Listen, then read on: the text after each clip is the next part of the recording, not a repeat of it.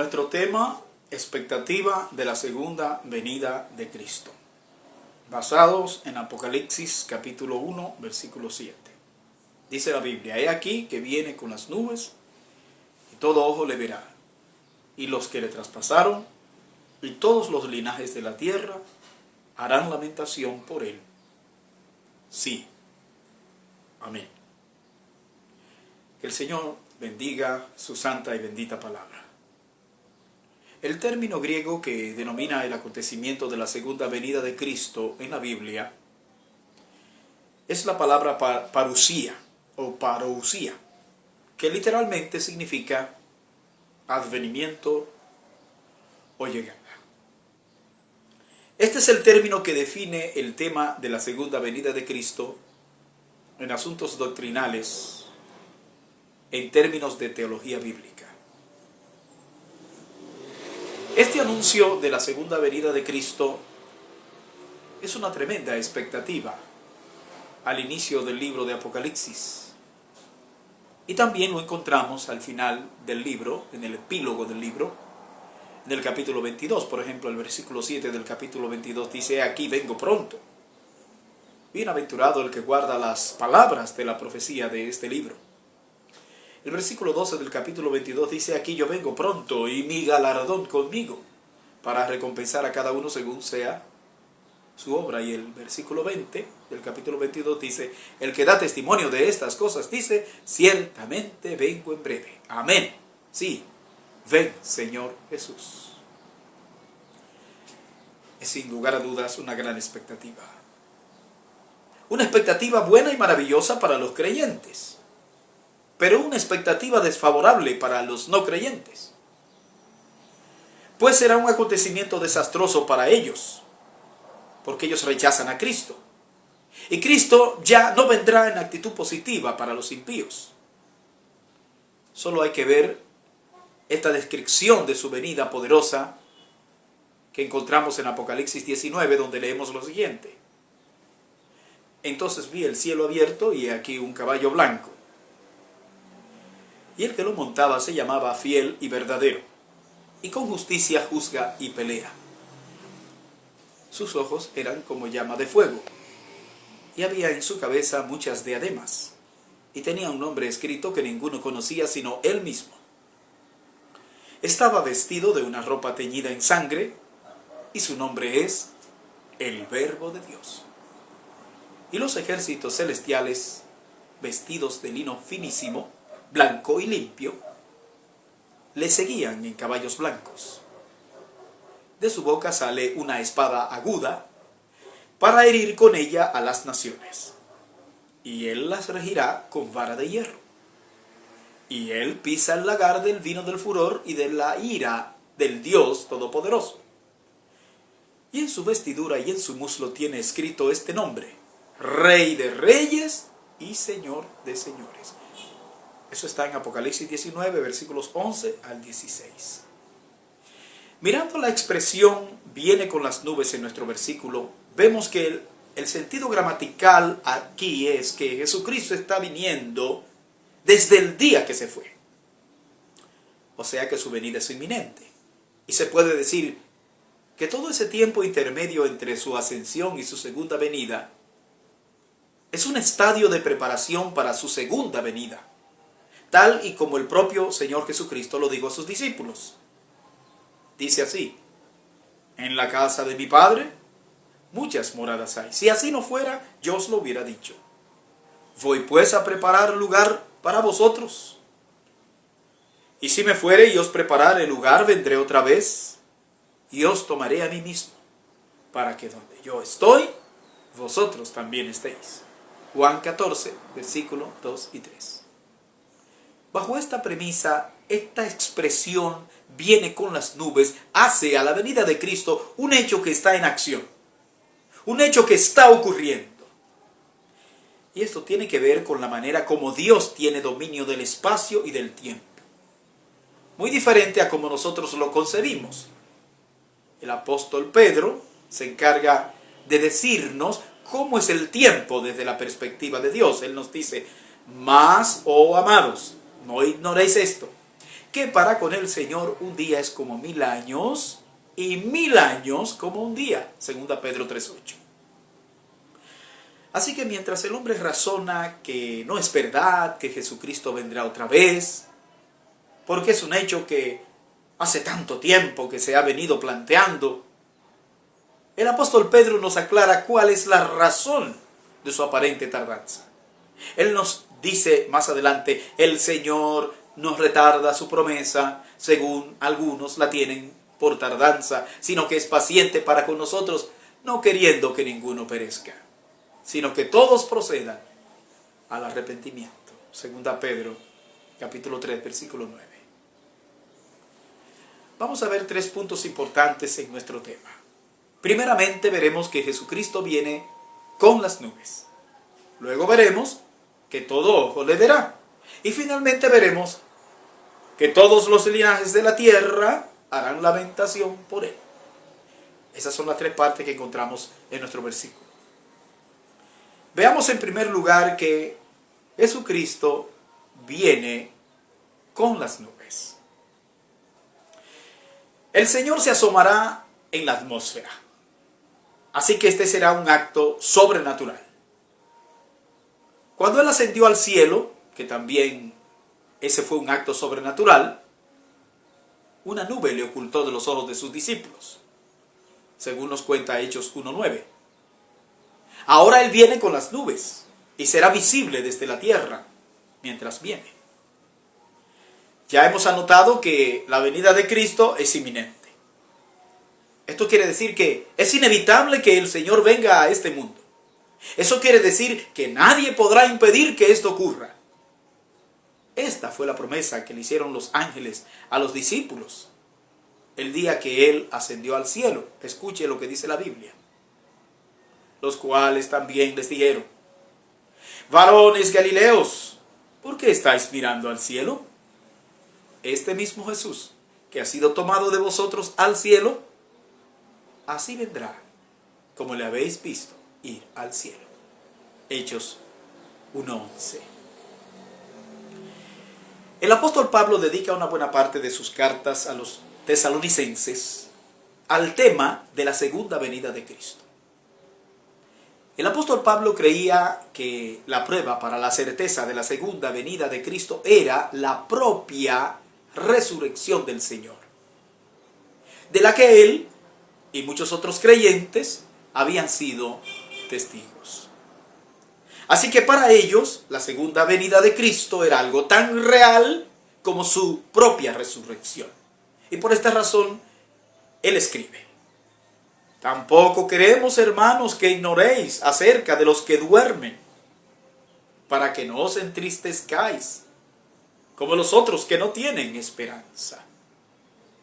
Porque si creemos que Jesús murió y resucitó, así también traerá Dios con Jesús a los que durmieron en él. Primera Tesalonicenses capítulo 4, versículos 13 y 14.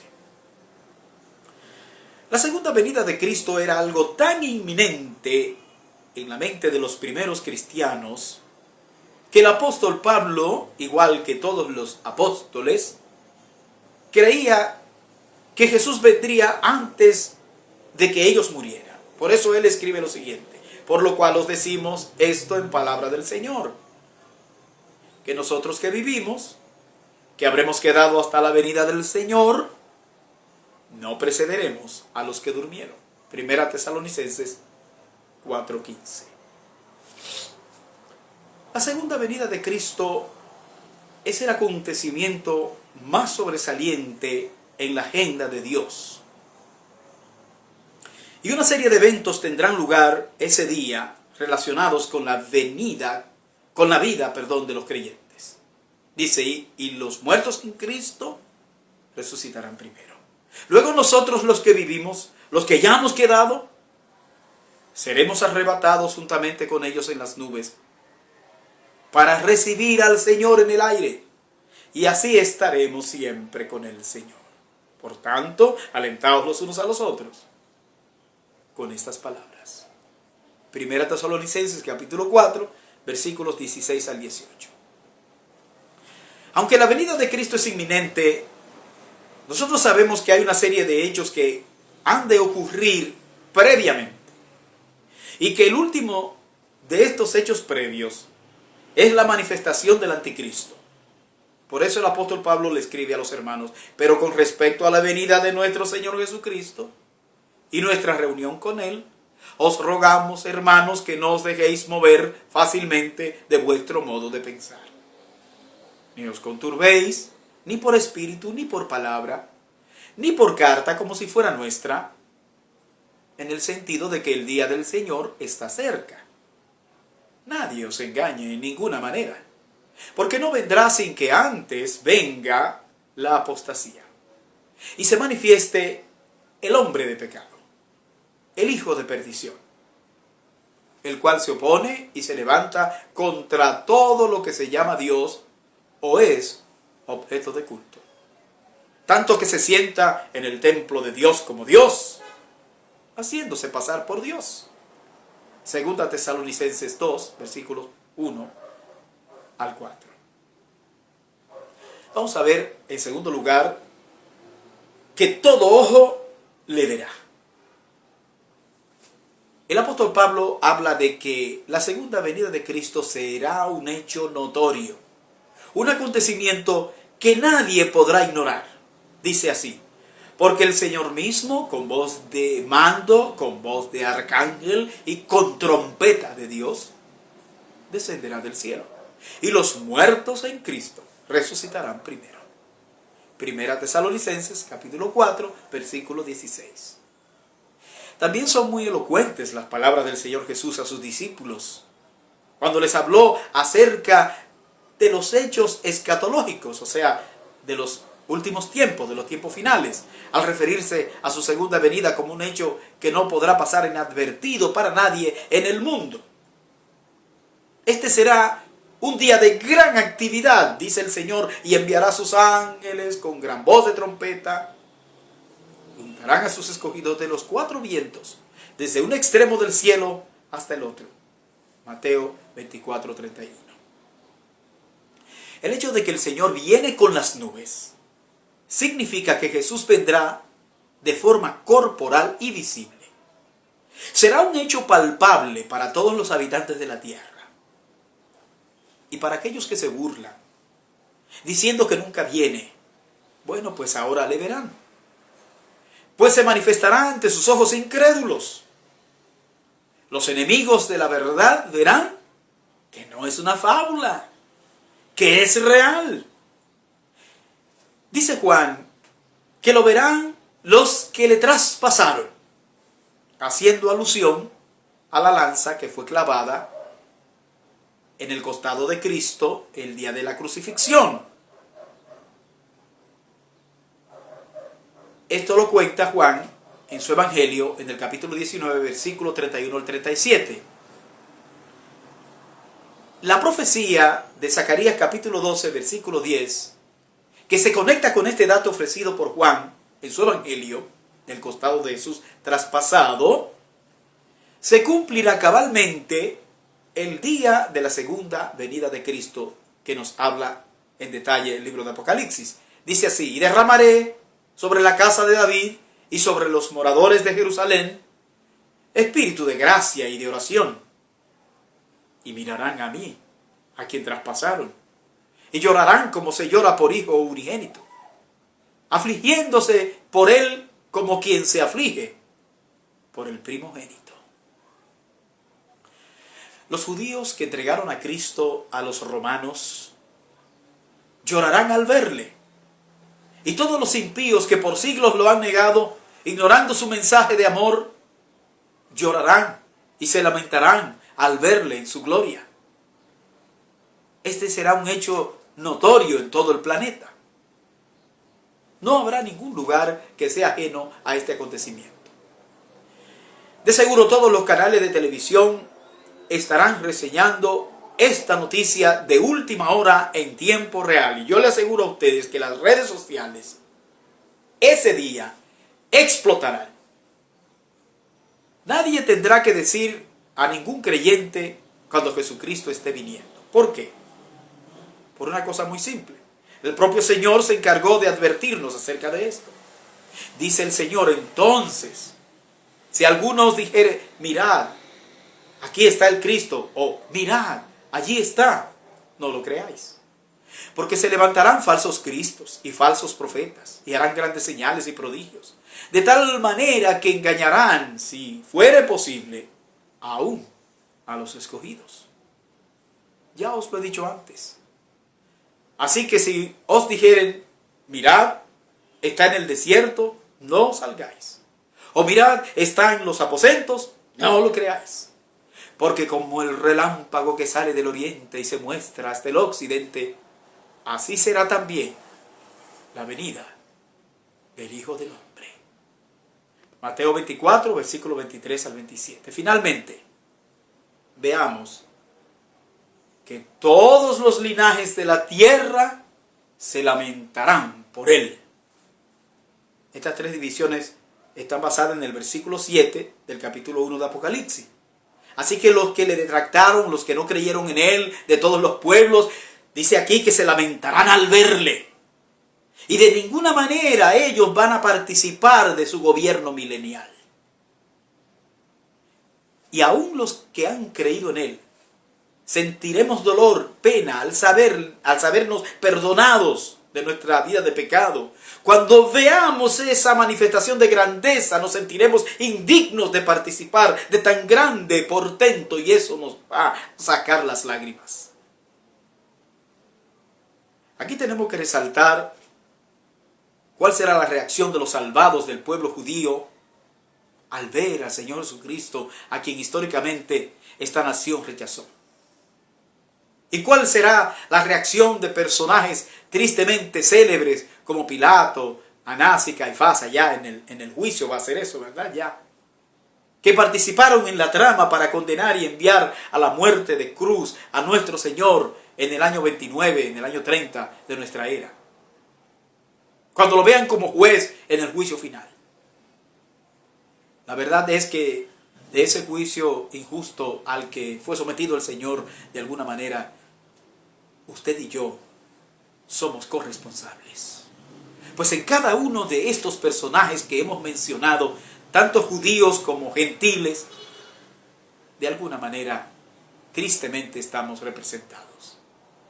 Así que sentiremos tristeza frente a él, sentiremos vergüenza y una gran emoción al saber que él ha sufrido tanto por culpa nuestra.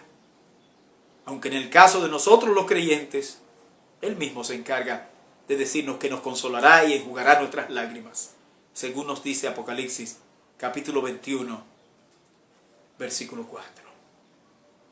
Ahora yo le digo una cosa, si el Señor viniera de nuevo a la tierra en los mismos términos en que vino la primera vez, yo le aseguro a usted que la mayoría de la gente del mundo estaría de acuerdo que fuera nuevamente crucificado. Ya el Señor había dado a sus discípulos un adelanto de esta grande emoción que impactará al mundo y a su iglesia en su segunda venida. Nos dice la Biblia, entonces aparecerá la señal del Hijo del Hombre en el cielo. Y entonces lamentarán todas las tribus de la tierra. Y verán al Hijo del Hombre viniendo sobre las nubes del cielo con poder y gran gloria. Mateo 24:30. La segunda venida de Cristo implica el final del gobierno del hombre sobre la tierra y el inicio del gobierno milenial del Señor Jesucristo, del que nos habla el libro de Apocalipsis en el capítulo 20, versículos 1 al 10. La segunda venida de Cristo es la esperanza gloriosa de todos los que creen de todo corazón en Él. Dice la Biblia, así también Cristo fue ofrecido una sola vez, para llevar los pecados de muchos, y aparecerá por segunda vez, sin relación con el pecado, para salvar a los que le esperan. Hebreos 9:28. La segunda venida de Cristo será un día de desesperación y locura para sus enemigos. Ellos van a ser testigos del hecho más trascendental de la historia, en el que el Rey de Reyes y Señor de Señores vendrá con poder y gran gloria para establecer su reino de orden y de paz. Hermanos, ahora que estamos pasando por esta grande pandemia de coronavirus, muchas personas están buscando de Dios, se están acercando a la iglesia, están leyendo la Biblia y hasta están orando. Y uno diría, oh, que hay un despertar espiritual. Quiero decirles algo, no se emocionen mucho con eso. Porque una vez que termine esta pandemia, según nos dice la Biblia, en el último libro de la Biblia, en Apocalipsis, el que es injusto sea injusto todavía y el que es inmundo sea inmundo todavía. Las gentes volverán a sus andadas de nuevo. Acuérdense lo que nos dice también el libro de Apocalipsis, que después del Señor haber enviado todas las plagas que Él mandó, y no estoy diciendo que esta plaga la mandó el Señor,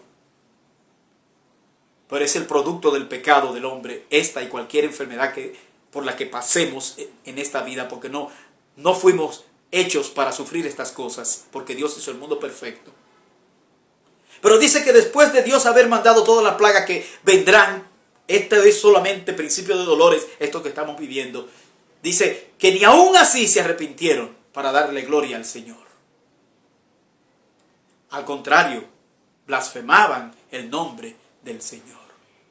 Sigamos orando en nuestro trabajo, orando por el mundo y predicando el Evangelio, porque lo único que salva al hombre es la fe en Cristo Jesús, que puedan manifestar fe en el Señor Jesucristo.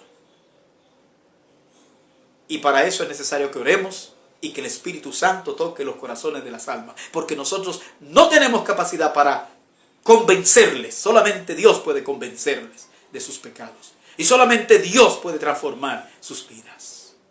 Sigamos haciendo el trabajo del Señor antes del coronavirus, durante el coronavirus y después del coronavirus, hasta que Cristo venga. Gracias te damos, Señor. Gracias por la expectativa maravillosa de la segunda venida de Cristo. Ayúdanos a esperar con ansia ese día y decir como Juan, sí, ven, Señor Jesús. En el nombre de Jesús. Amén. Dios les bendiga.